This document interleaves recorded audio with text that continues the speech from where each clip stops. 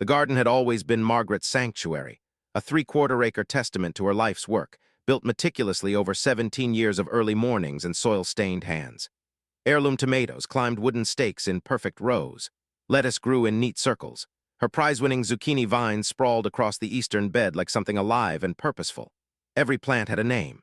Every plant was documented in a leather journal, complete with soil pH readings and rainfall measurements.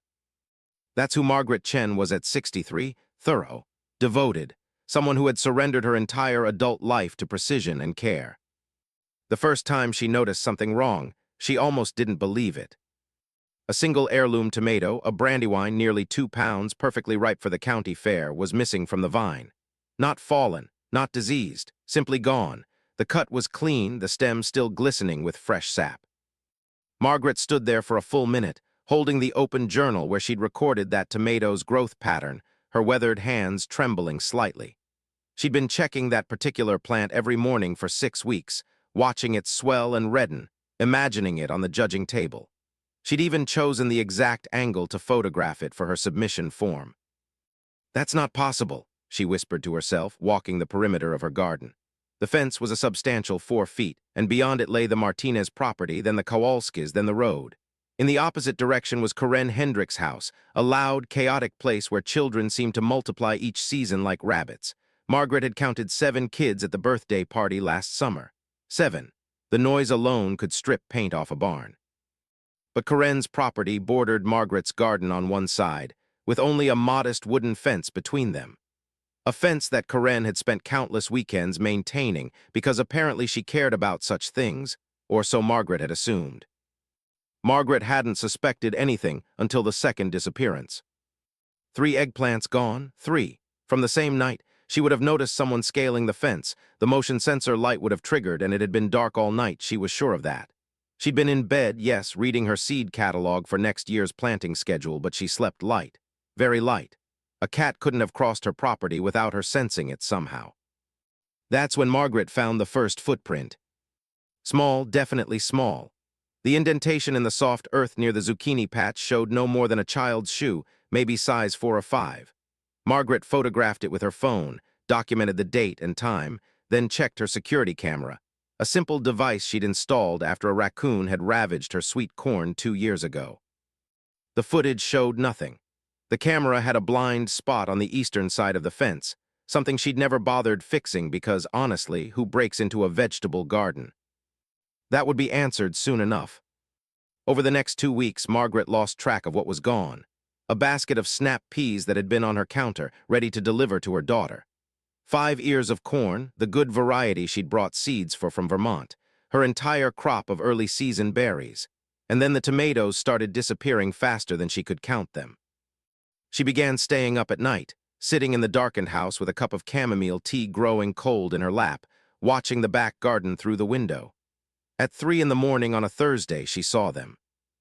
2 small figures moving between the plants like ghosts. A boy and a girl, she thought, though in the moonlight it was hard to tell.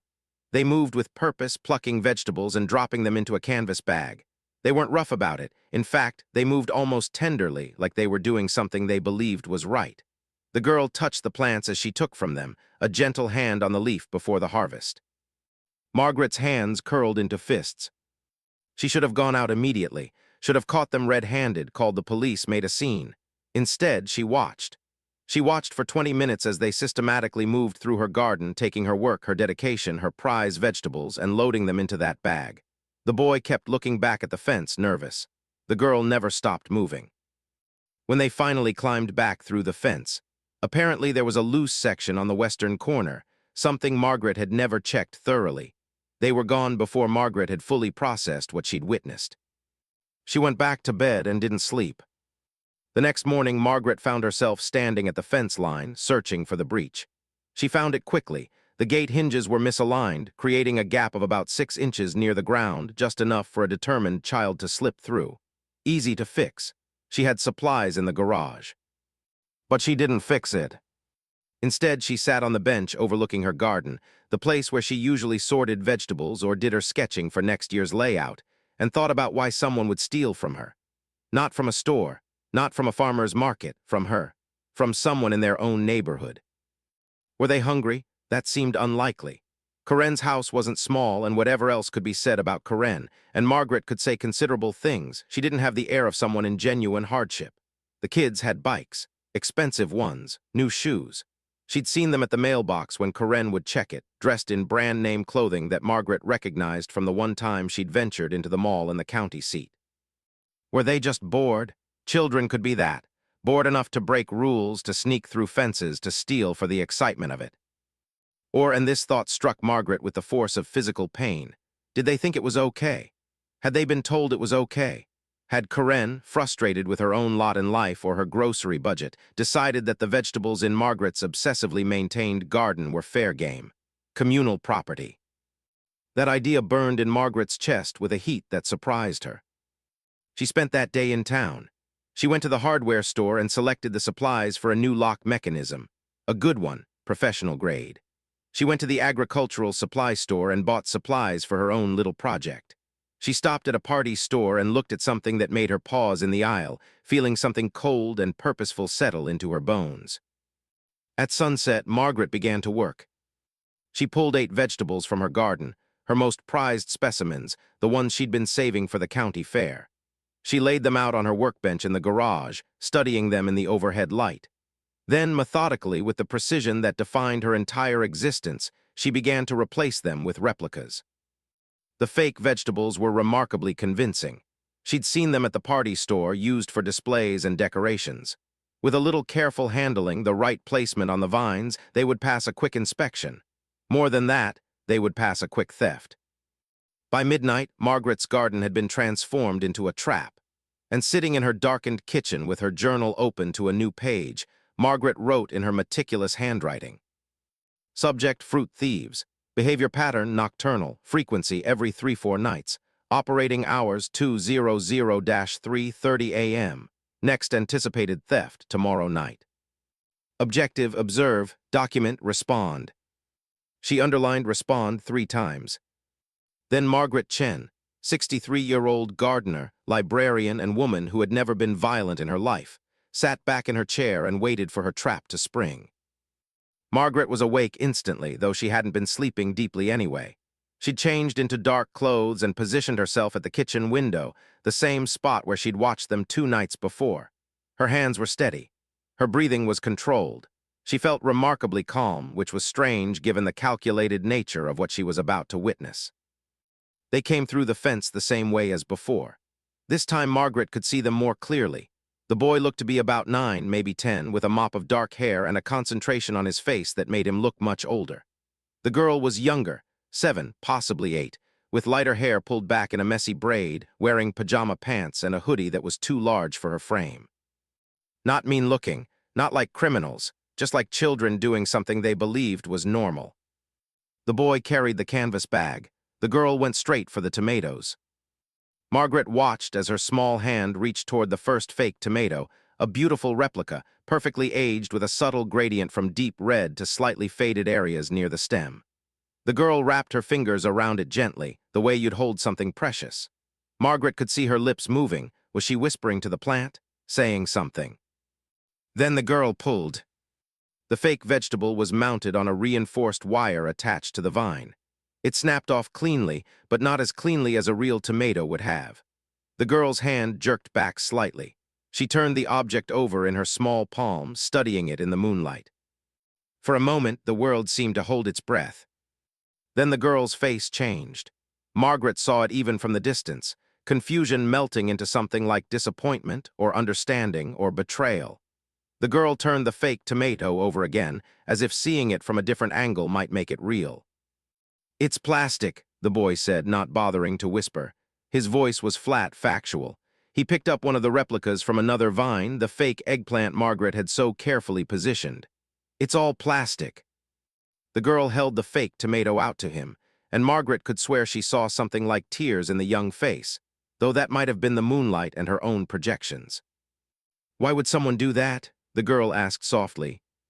The question hit Margaret like a physical blow. It was so innocent, so genuinely confused, that for a moment she felt the awful weight of what she'd done settle onto her shoulders like wet snow. Then the boy's face hardened. "Because people are mean," he said, and there was an anger in his voice that was dangerous. Because they don't want us to have anything.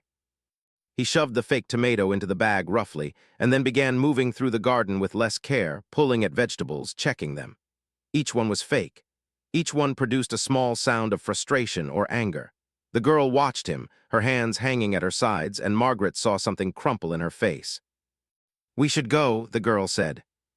"Wait." The boy moved to the zucchini patch, where Margaret's real plants grew in the back corner, slightly hidden by the arrangement of the beds. She'd left these alone, the real ones. She needed to see their real reaction to something genuine. He pulled at the first zucchini, and Margaret heard the soft pop of a real vegetable separating from its vine. The boy held it up, and even in the dark, Margaret could see his shoulders relax slightly. "At least one is real," he said quietly. He harvested the rest of the real zucchini quietly, and the girl helped him without being asked, moving beside him with a kind of numb efficiency. They worked for maybe 5 minutes, taking everything Margaret had deliberately left as bait, as evidence, as a test of their honesty. When the bag was full, the boy checked it one more time, then nodded. "Come on," he said to the girl. They turned toward the fence and Margaret held her breath. This was the moment. She could call the police now. She had evidence. She had surveillance. Well, she had the memory of them, and she had the fake vegetables, which proved intent, which proved. What did it prove, exactly? The boy stopped at the fence line and turned back to look at the garden. Even from the window, Margaret could see something in his face that looked like regret. "She's trying to keep us away," he said. It wasn't a question. The girl didn't answer. She was already climbing through the gap in the fence. The boy followed her, and then they were gone, slipping back into the darkness like ghosts returning to whatever haunted them. Margaret stood at the window for a long time after they disappeared, the fake tomato in one hand where it had somehow ended up. She didn't remember picking it up, but there it was. She turned it over in her palm, feeling its light, hollow weight. Around 4 a.m., she finally let herself think about who these children might be. The boy's face had looked familiar. She'd seen him before, possibly at the mailbox with Karen. And the girl's confusion, her gentleness with the plants, that had looked like something Margaret recognized. That looked like someone who actually cared about growing things. Margaret set the fake tomato down on her kitchen counter and sat heavily in a chair. She told herself she was monitoring the situation. She told herself she was gathering information. She told herself she was justified in what she'd done.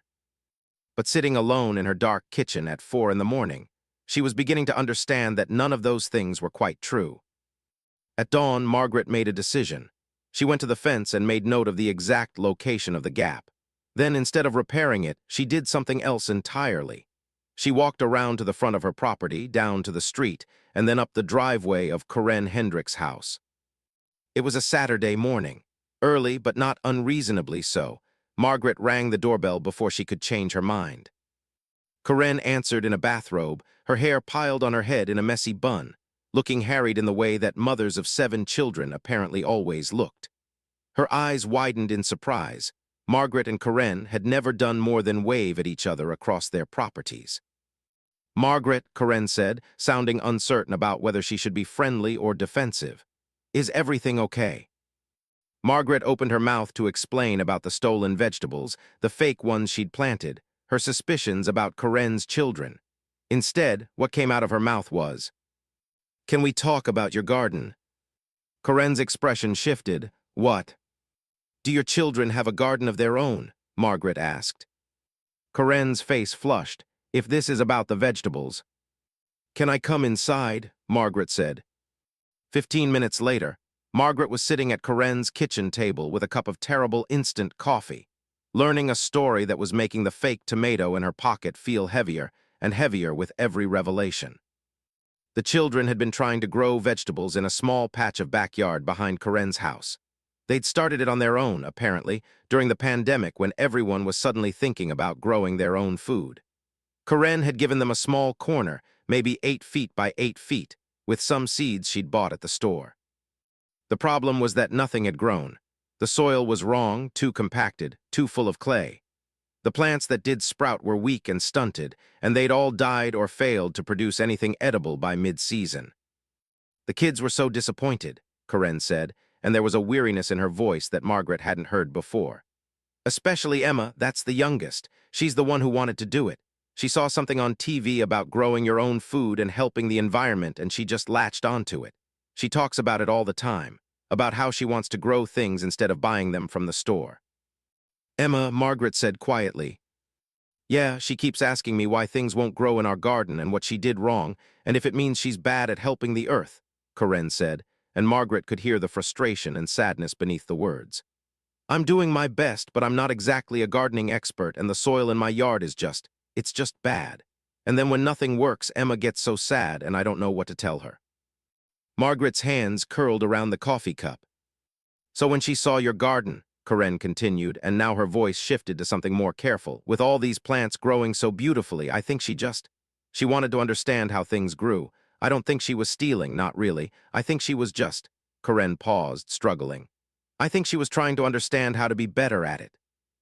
Did you know, Margaret asked, her voice tight, that they were taking from my garden? Corinne's face reddened. I suspected. Eventually, yes, I found vegetables in her room. When I asked where they came from, she got very quiet and said she was trying to study them to see why they grew so well, to figure out what she was doing wrong. Corinne looked directly at Margaret, and there was something in her eyes that was raw and honest. I should have stopped her. I should have come to you. I was going to, actually. I was building up the courage because I knew you'd be angry, and I didn't want to deal with that. And yes, that makes me a bad neighbor and a bad parent, and I'm already aware of that. The silence that followed was heavy. The boy, Margaret said eventually, Lucas. My oldest, Corinne said. He's been trying to help Emma. He's only 9, but he's protective of her. I think he started going with her to make sure she didn't get caught. 9 years old, protective of his sister. Going with her not because he wanted the vegetables, but because he didn't want her to be alone in something she cared about. Margaret thought about the fake vegetables. She thought about the boy's face when he realized what she'd done. She thought about what it meant to lay such an obvious trap, so cruel and so calculated, for a child who was just trying to help his sister understand growing things. I need to see the garden, Margaret said. Your garden, I need to see what you're working with. The soil was indeed compacted, with that distinctive grayish color of heavy clay mixed with poor-quality topsoil, the kind you'd get from anywhere but a real nursery. The few plants that had survived into fall were stunted, their leaves yellowed with nutrient deficiency. There were some vague remnants of summer growth, a few wilted tomato cages, some dried bean stalks. But overall it looked less like a garden and more like a battlefield where something had tried to grow and failed spectacularly. And there in the corner, Margaret found something that made her breath catch. A small notebook, weathered and water-stained, lying open on a stone. It was Emma's journal. Without asking permission, Margaret picked it up and read. The handwriting was childish but earnest, the observations detailed in a way that reminded Margaret viscerally of her own journaling practice, but simpler, more pure. Emma had documented every step of the growing process. She'd drawn pictures of the plants. She'd written dates and observations. July 3, tomato plant is very yellow. I don't know why. Tried to give it more water, but Mommy says I'm watering too much. How do you know when it's too much? July 15, the beans didn't come up. Maybe the seeds were bad, or maybe I'm doing something wrong. August 2, today I saw a garden on the other side of the fence. It has real tomatoes growing. They look perfect. I want to understand why ours don't look like that. How do people know how to make things grow so good? August 19, Lucas says I should go look at the good garden and try to understand what they're doing. He says if I study a real tomato, I can figure out what ours should be like. Margaret sat down on a small step leading up to the house, and she felt something crumble inside her. She had been so focused on protecting what was hers that she hadn't considered the possibility of genuine ignorance. She hadn't considered the possibility of a child so determined to create something beautiful that she'd risk punishment to understand how it was done. Corinne emerged from the house, watching Margaret with careful wariness. That's Emma's journal, she said softly. She's been very serious about it. How old is Emma? Margaret asked, though she already knew. 7, she'll be 8 in December. 7 years old. Margaret had been measuring soil pH when she was 7 years old.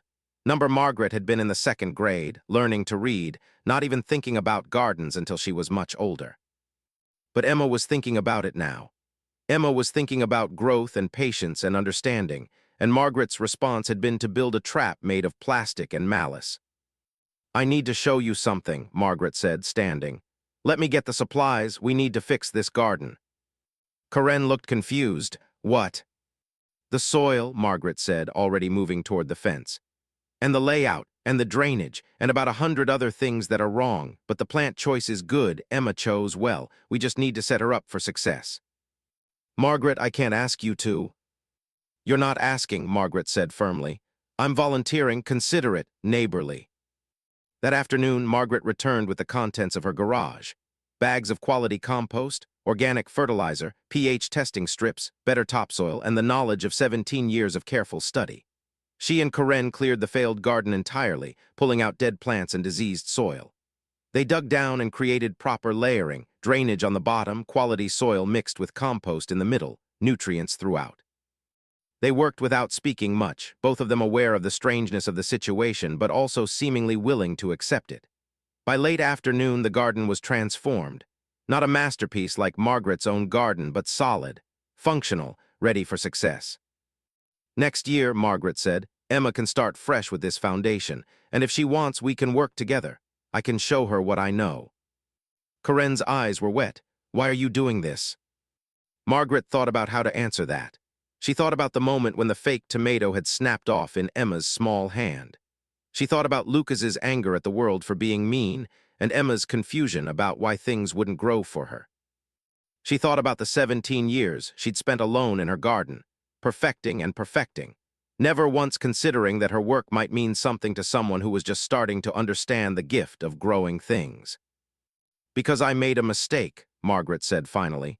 A deliberate one, and this is the only way I know how to fix it. Karen was quiet for a moment then. There's something you should know about why they were so desperate for the vegetables. They sat on the back step, and Karen told her the whole story. The school Emma attended had started a program where families could contribute to a community garden, and there were incentives for participation. Emma had wanted to contribute vegetables from her own garden. She had this vision of bringing something she'd grown to school and explaining to her classmates how it worked. It was meant to be a school project for the fall. The community garden program was supposed to help children understand agriculture and sustainability and self-sufficiency. All the right values. But Emma's garden had failed, and she was supposed to bring produce by mid-September, and she didn't have anything to show. That's when she started sneaking into Margaret's garden. Not out of malice or thievery, but out of desperation to have something, anything, to show her teacher and her class. To prove to them that she understood growing things, even if her own garden wasn't cooperating. She cried when the assignment came up, Karen said quietly. She literally cried because she felt like she'd failed, and I couldn't help her, and Lucas, he was just trying to help his sister. Margaret closed her eyes against the weight of that information. What happened, Karen asked, with the fake vegetables? Margaret explained about the replicas, about staying up to watch them, about the trap she'd set so deliberately. As she spoke, she could see Karen's face cycle through shock, anger, and then something that looked like reluctant understanding. You were trying to teach them a lesson, Karen said finally. Yes, Margaret said. I was teaching them that the world is cruel and will humiliate them for trying. Great lesson. They sat in silence for a long time. I need to tell them I'm sorry, Margaret said. I need to tell Emma that I left the vegetables on purpose, and I need to tell her that I understand why she wanted them, and I need to make sure she knows that not having a perfect garden doesn't mean she's failed at the most important part. Margaret had never been good at apologies. She went through life with such deliberate intention, such careful planning, that she rarely found herself in situations where she'd made mistakes. When she did, her apologies tended to be brief, logical, and tinged with the implication that the other person should have known better. This one needed to be different.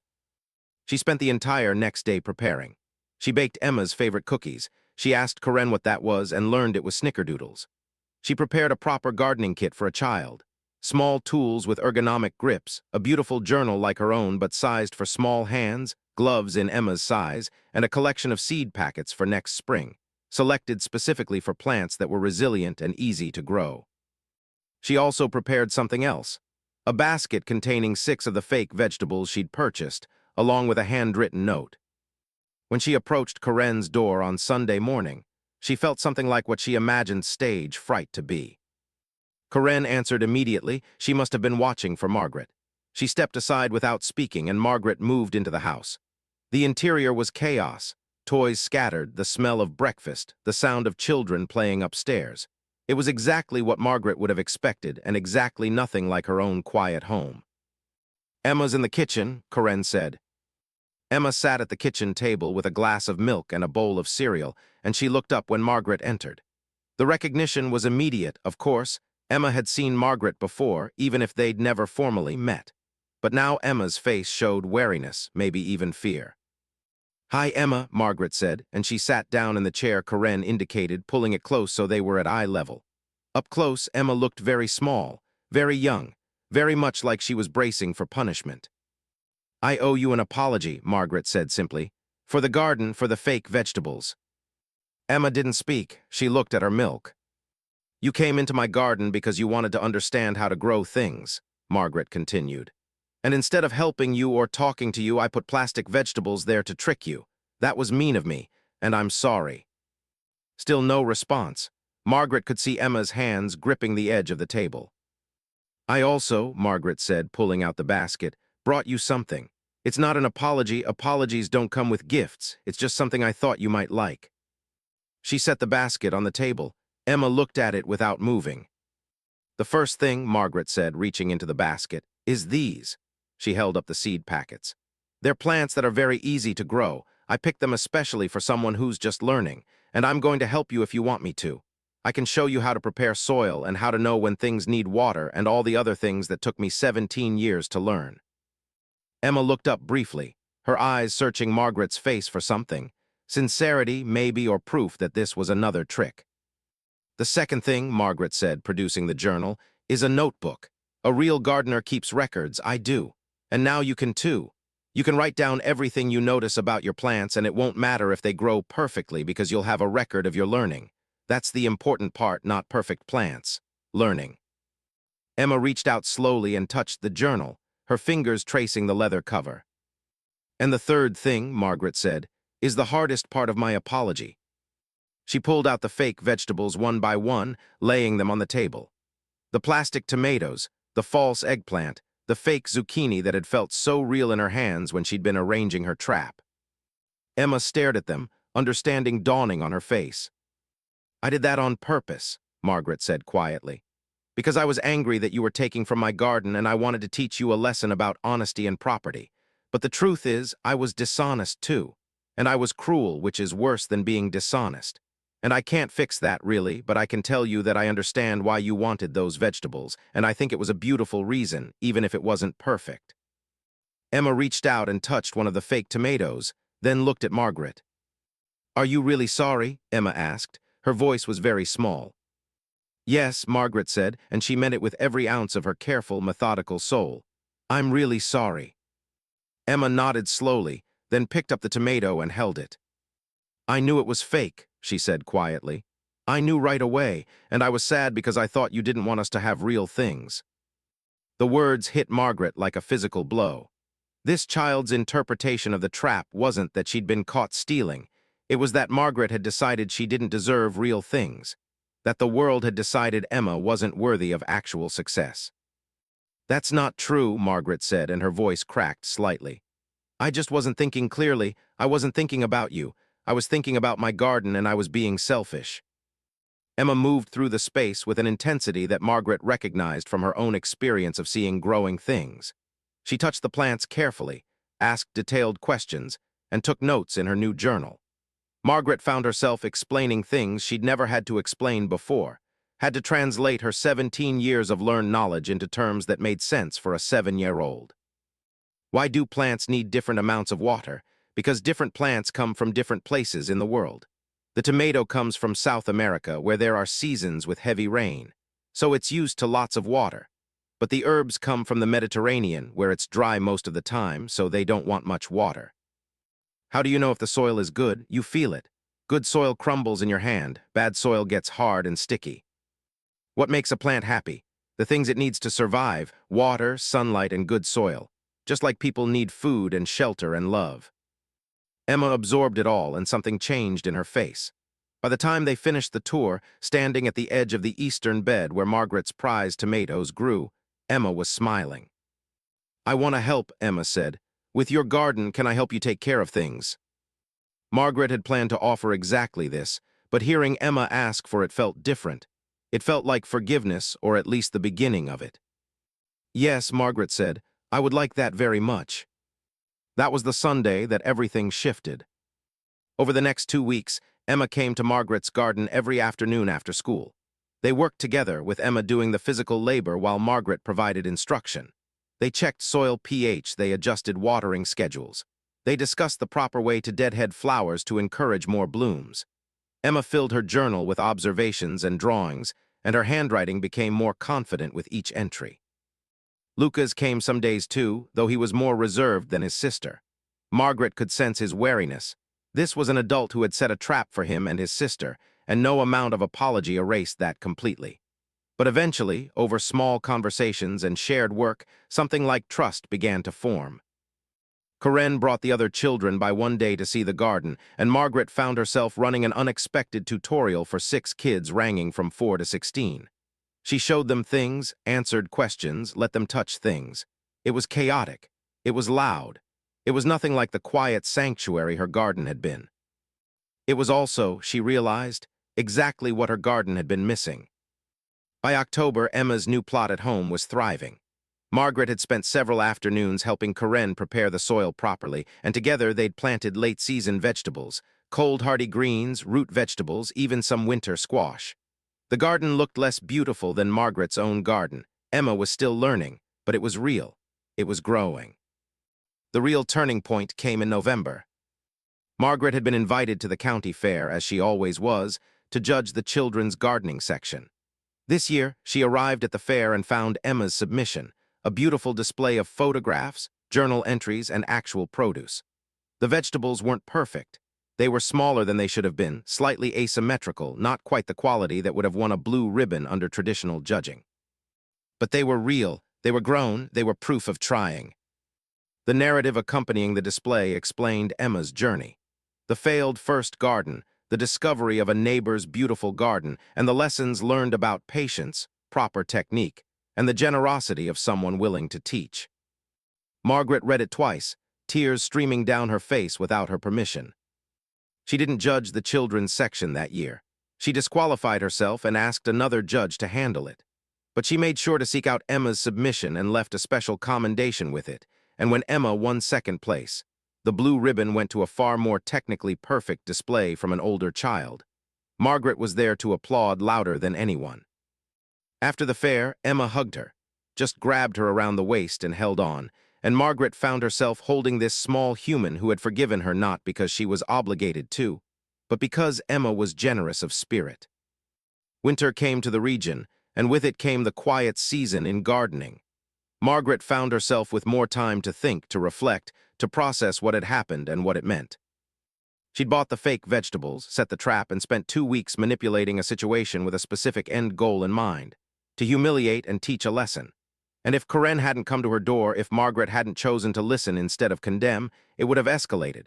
She might have called the police, might have pressed charges against children, might have destroyed something precious in Emma's developing sense of self.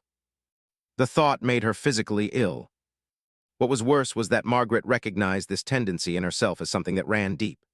Throughout her life, she'd used knowledge as a weapon, precision as superiority, her careful garden as evidence of her worth.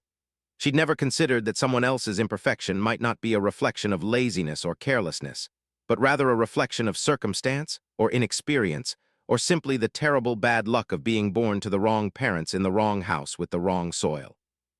In December, Margaret did something she'd never done before. She gave away vegetables from her garden, real ones. The end-of-season produce she'd harvested and carefully stored.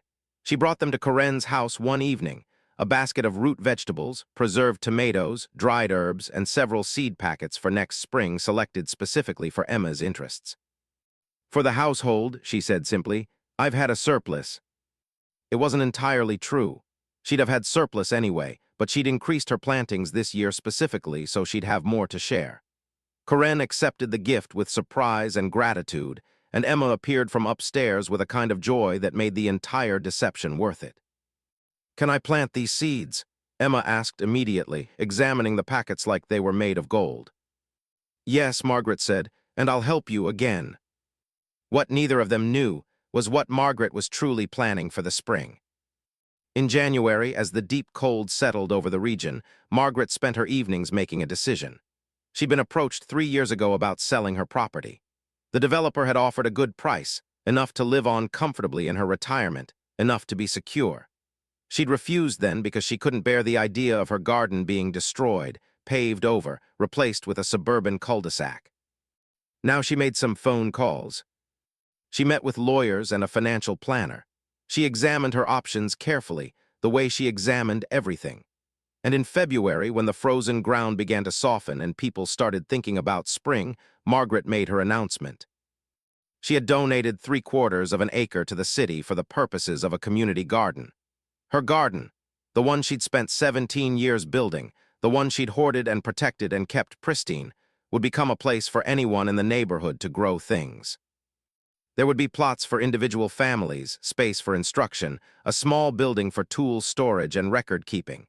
It would be called the Chen Community Garden, and it would open in March. "Are you out of your mind?" her daughter asked over the phone. "That's your life's work." "It was my life's work," Margaret said patiently. "I spent 17 years making something beautiful that only I could use. Now I'm spending the next phase making something beautiful that everyone can use. That's actually more like life's work." The announcement made the local paper. "Retired librarian creates community gardening space." There was even a photograph of Margaret and Emma standing in the bare winter garden, arms around each other, smiling. The neighbors had mixed reactions. Some were delighted. Some thought she was naive. Some thought she was insane to give away what had taken so long to build. But as spring approached and Margaret began the work of converting her garden into a community space, she found something unexpected: joy. Real joy. Not the satisfaction of a perfect tomato, though that was still lovely, but the joy of teaching a teenage girl how to build a raised bed.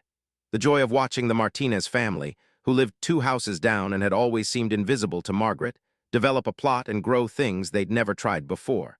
The joy of seeing Lucas, still a bit guarded but warming, help the Kowalski kids understand how to succession plant lettuces for a continuous harvest. And the joy, most of all, of watching Emma move through the garden with confidence and skill, no longer searching for answers from someone else's garden, but building her own knowledge, one plant at a time. One afternoon in May, Margaret and Emma were working together in Emma's dedicated plot when Karen approached with something in her hands. It was a photograph. Margaret and Emma at the county fair, Margaret's face mid-laugh, Emma mid-speech, both of them looking like people who belonged together. "I wanted you to have this," Karen said quietly. I think you two might be more important to each other than I realized."